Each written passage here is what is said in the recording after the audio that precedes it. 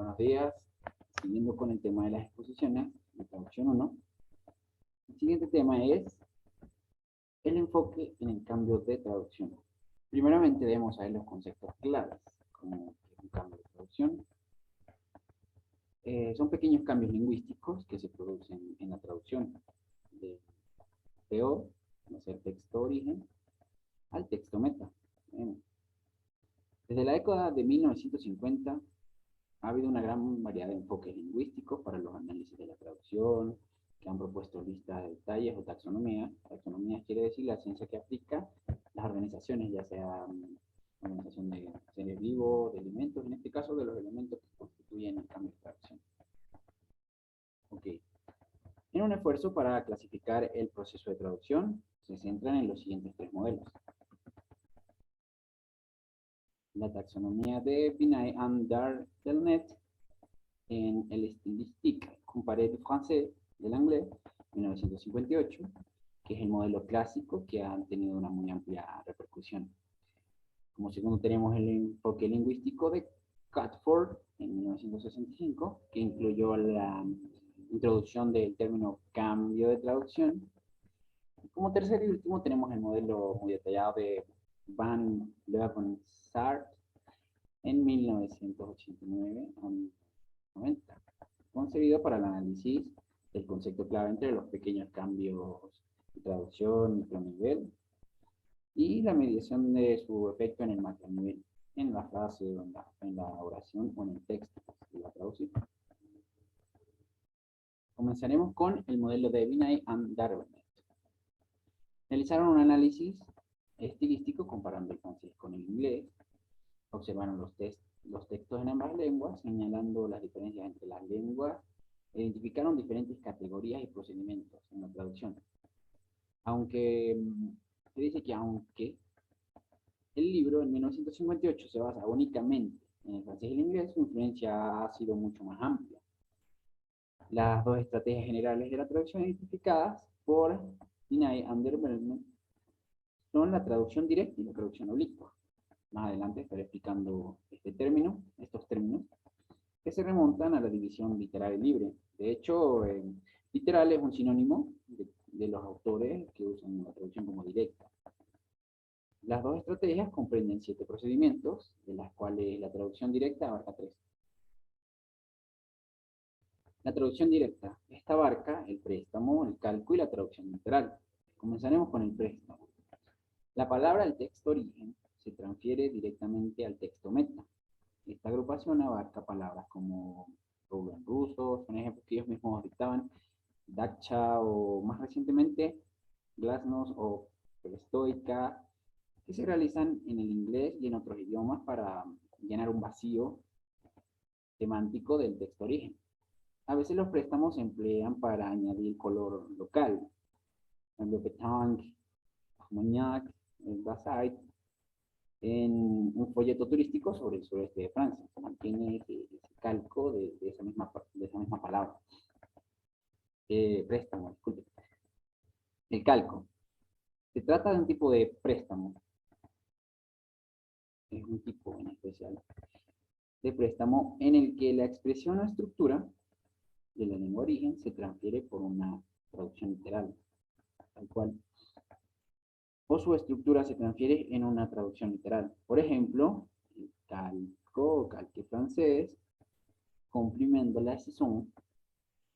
Para el inglés, complements of the season, Binay and Dardelnet señalan que tanto los préstamos como los calcos suelen integrarse plenamente en el texto meta, aunque a veces, con algún cambio semántico, pueden convertirse en falsos amigos. Es decir, hay que estudiar muy bien esa parte. Ok, y la traducción literal se trata de una traducción palabra por palabra, que es opcional, aunque está vinculada a las estructuras preferidas de las lenguas. Por ejemplo, la inversión del punto de vista no es difícil de mostrar, es un ejemplo que ellos tienen. Y en francés, il est facile de montrer. ¿Ok? Que la traducción literal es fácil de mostrar. Binay and Dardelnet describen como más común entre las lenguas de la misma familia y cultura. Su ejemplo es, me he dejado las gafas en la mesa de abajo, que se convierte en je laissé mes lunettes sur la table en bas.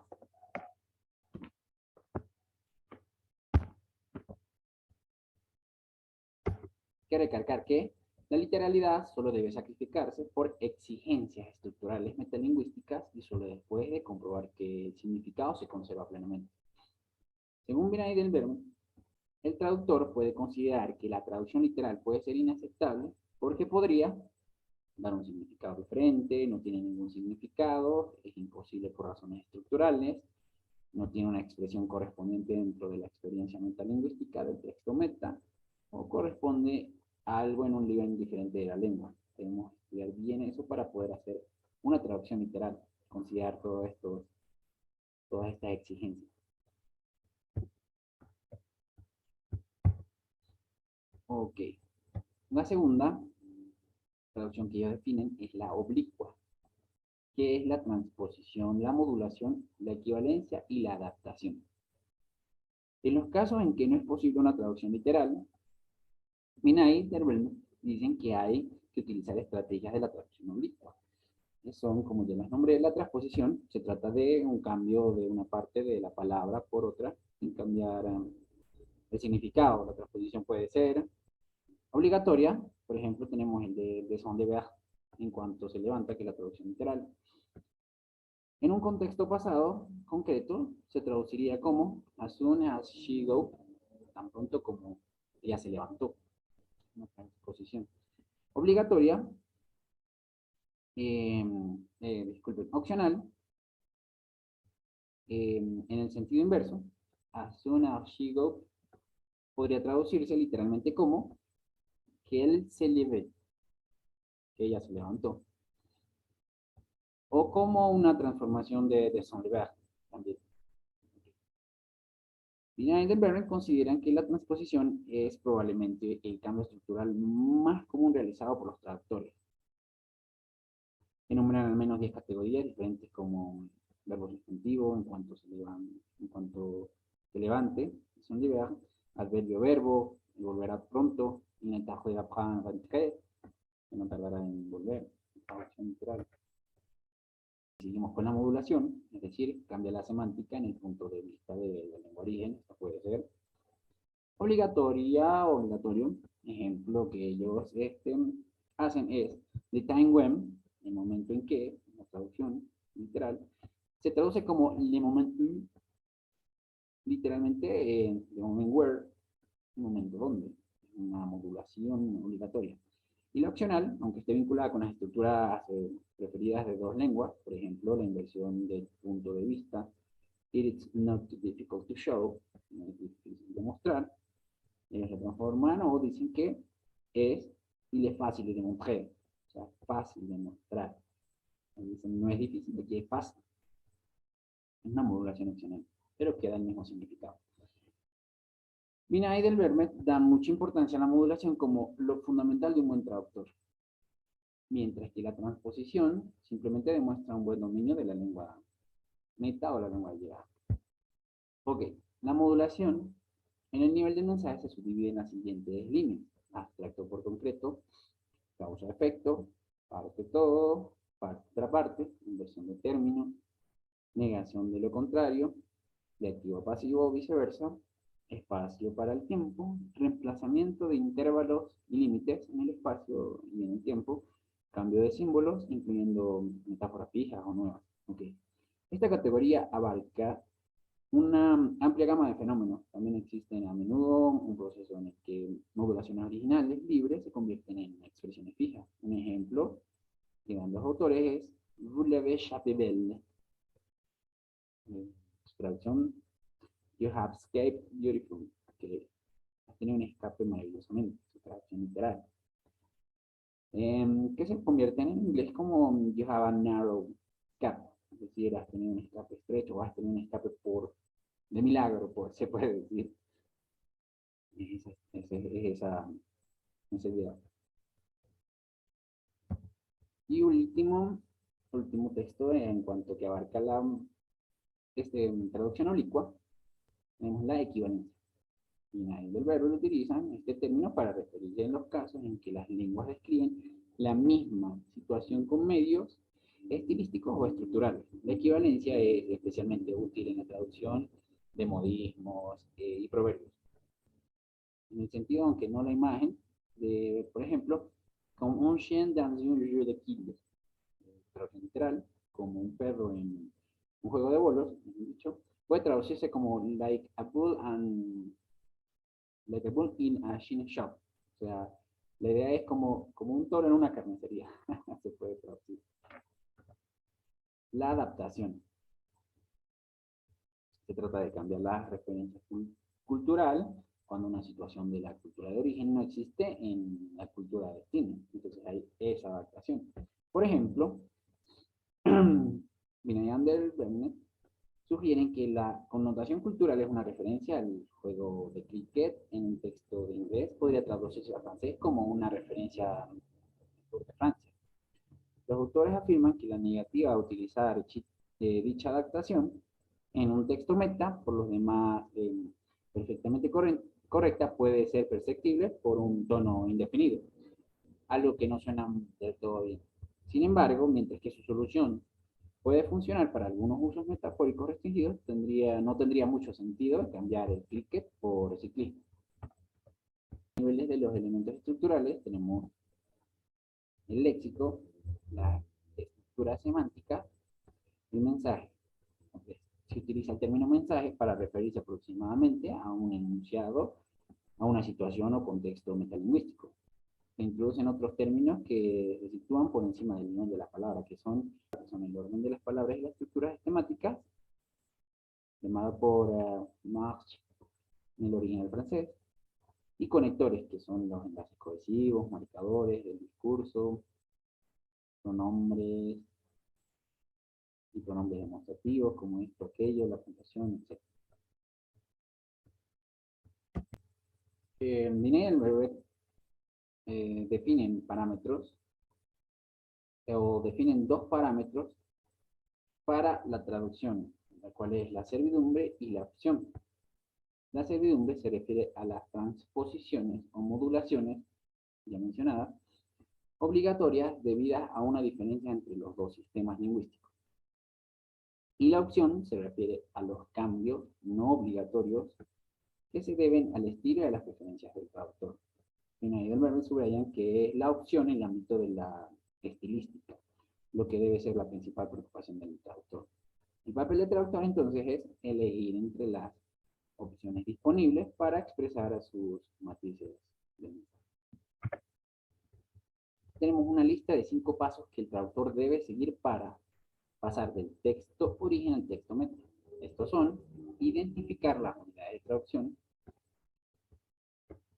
examinar el texto de la lengua origen, evaluando el contenido descriptivo, afectivo e intelectual de las unidades, reconstruir el contexto metalingüístico del mensaje, evaluar los efectos estilísticos, producir y revisar el texto meta, es decir, la unidad de traducción.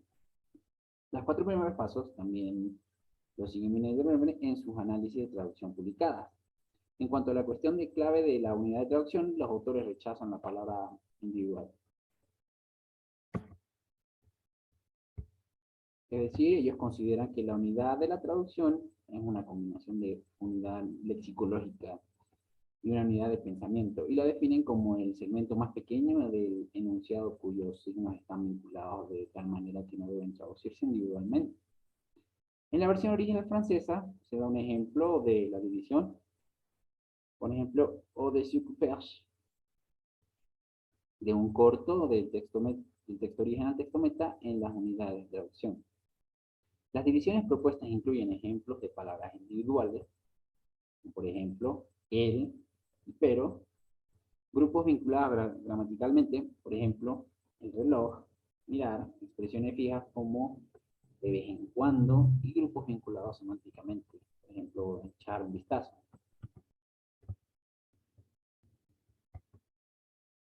Para facilitar el análisis, cuando se utiliza la traducción oblicua, Pinay y Dermanet sugieren enumerar las unidades de traducción en tanto texto origen como en el texto meta. Las unidades que tienen el mismo número en cada texto pueden compararse para ver qué procedimiento de traducción se ha adoptado, ya sea la literal, literal directa o oblicua, depende de las transposiciones, modulaciones y adaptaciones.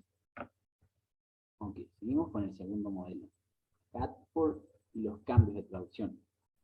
La obra de Catford, A Linguistic Theory of Translation, en 1965. Sigue el modelo lingüístico de Peirce y Holloway, cuanto al significado y significante, el lenguaje y la comunicación, que analiza la lengua como comunicación, que opera funcionalmente en el concepto de una serie de diferentes niveles, por ejemplo, la fonología, grafología, gramática, léxico y rangos como narración, cláusula, grupo, palabra, morfemas, etc. Catford hace una importante distinción. Correspondencia formal. Es cualquier categoría de lengua meta, unidad, clase, ejemplo de estructura, etc., de la que se puede decir que ocupa, en la medida de lo posible, el mismo lugar en la economía de la lengua meta que en la categoría dada por la lengua origen. Y una equivalencia textual, que es cualquier texto o parte del texto de la lengua meta que se observa en una ocasión concreta y es equivalente a un texto o parte del texto de la lengua origen o porción del mismo. La equivalencia textual, es decir, está ligada a un par de texto origen a texto meta concreto. La equivalencia formal es un concepto más general basado en el sistema entre par de lenguas normales. Cuando dos conceptos divergen, se considera que haya producido un cambio de traducción. En palabras propias de Catford, los cambios de traducción son, pues, desviaciones de correspondencia formales en el proceso de pensar de la lengua origen a la lengua meta.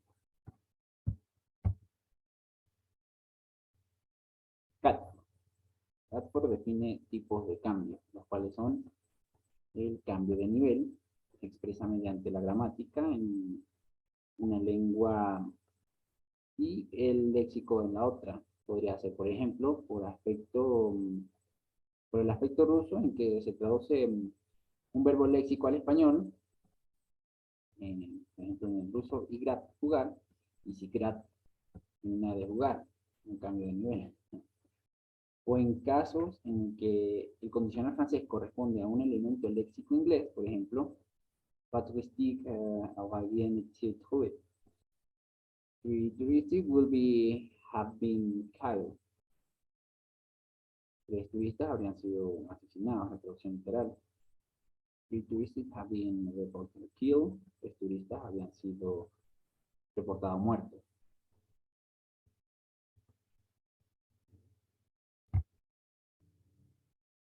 El segundo es cambio de categorías, las cuales se subdividen en cambios estructurales. Según Catford, se trata de la forma más común y supone sobre todo un cambio en la estructura gramatical. Por ejemplo, la estructura de pronombre sujeto, verbo y objeto directo por ejemplo, I like jazz y j'aime le jazz.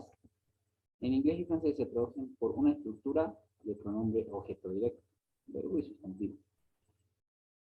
Y sujeto en el español, me gusta el jazz. Y en el italiano, jazz. Vemos los cambios de clase. Son los cambios de una parte del discurso a otra. Un ejemplo dado por Catford en el inglés,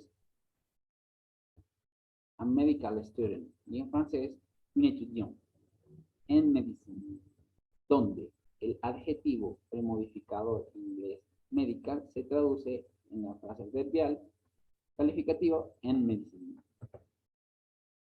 Tenemos los cambios de unidad o de rango, en cambio en los que el equivalente de la traducción de la lengua meta está en un rango diferente de la lengua origen. El rango aquí se refiere a las unidades lingüísticas, jerárquicas de la frase, cláusula, grupo, palabra y morfema. Tenemos cambios dentro del sistema, cambios que tienen lugar cuando la lengua origen y la lengua meta poseen sistemas aproximadamente correspondientes en los que la traducción implica la sección de un término no correspondiente en el sistema de la lengua meta. Los ejemplos que se dan entre el francés y el inglés son los sistemas de números y artículos. Aunque funcionan sistemas similares, no siempre se corresponden. Por ejemplo, así, advice, singular, en inglés se convierte de conseil, en plural, en francés. Y el artículo definido francés, la, en il, y la jambe cassé, tiene su pierna rota, corresponde al artículo definido de, en inglés, a. En she has a broken leg.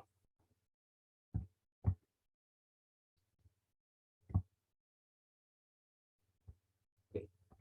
A partir de su comparación del uso del sistema de artículos de francés y inglés en textos cortos paralelos, Calford concluye que el francés, la, les, en inglés, el ve, el artículo, como su equivalente de la traducción con una probabilidad de 0,65%, apoyando su afirmación que la equivalencia de la traducción no coincide totalmente con la correspondencia formal.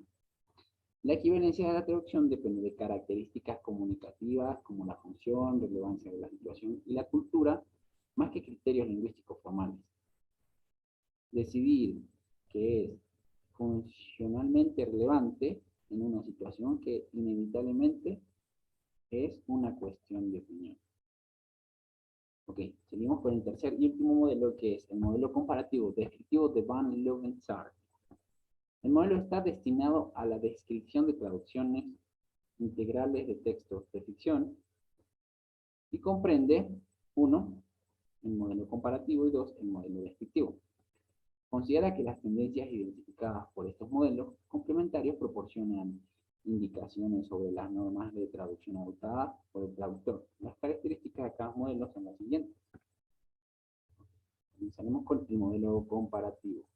Implica una comparación detallada del texto origen y texto meta y una clasificación de todos los cambios microestructurales, oraciones, cláusulas, frases, métodos, cláusulas y frases.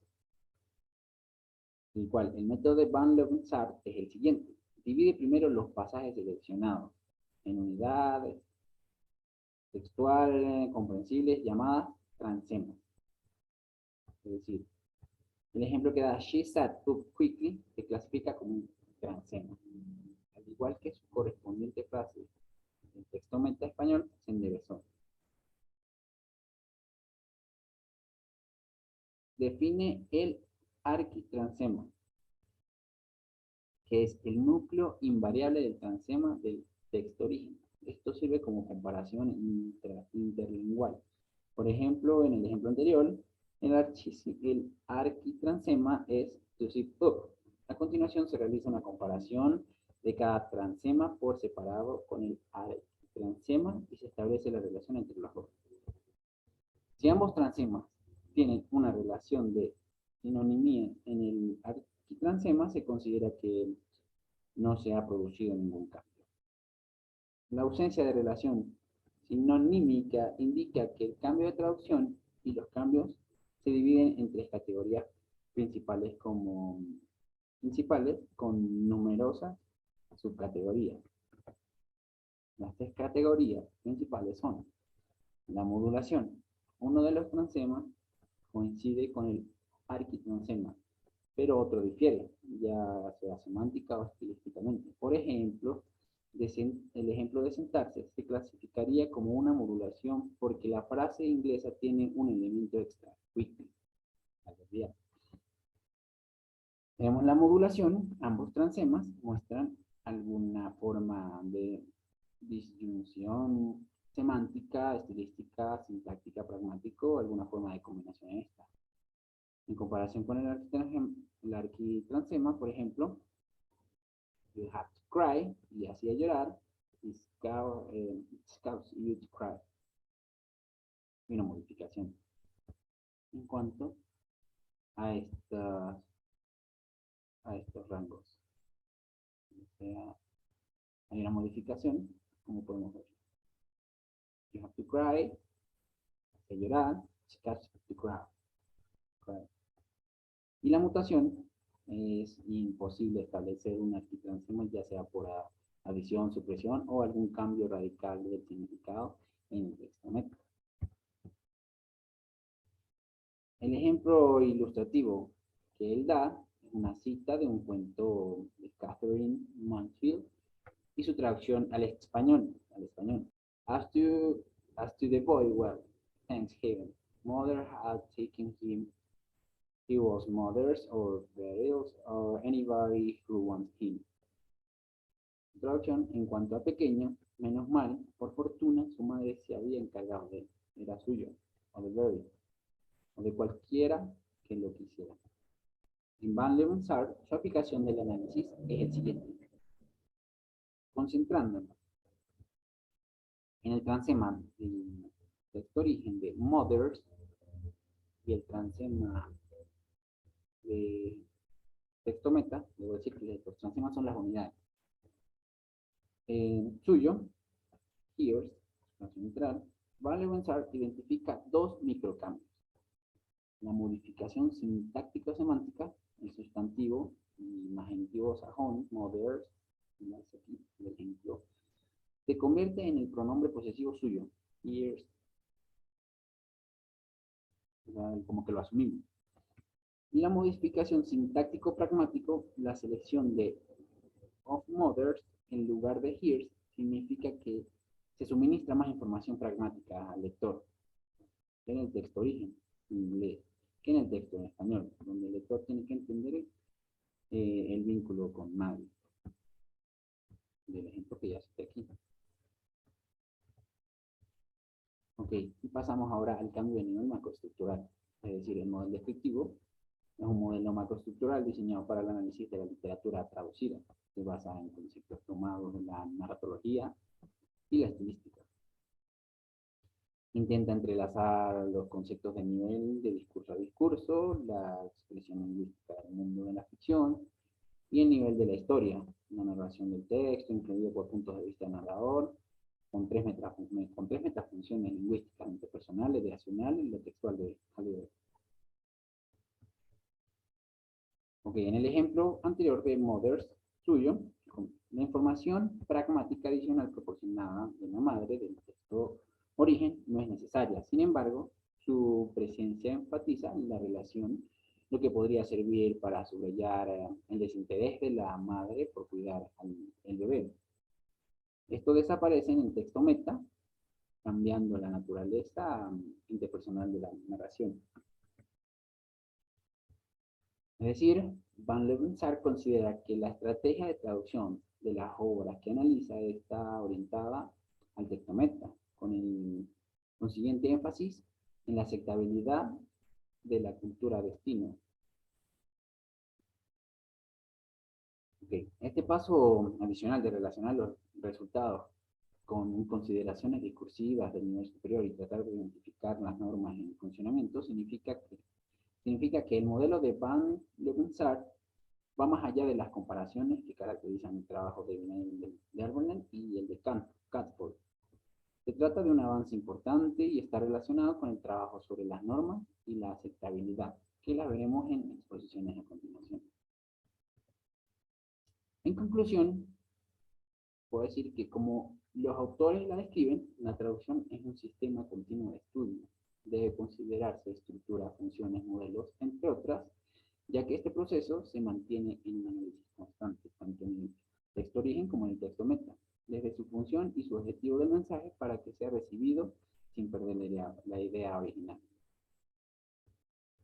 Muchas gracias por la atención.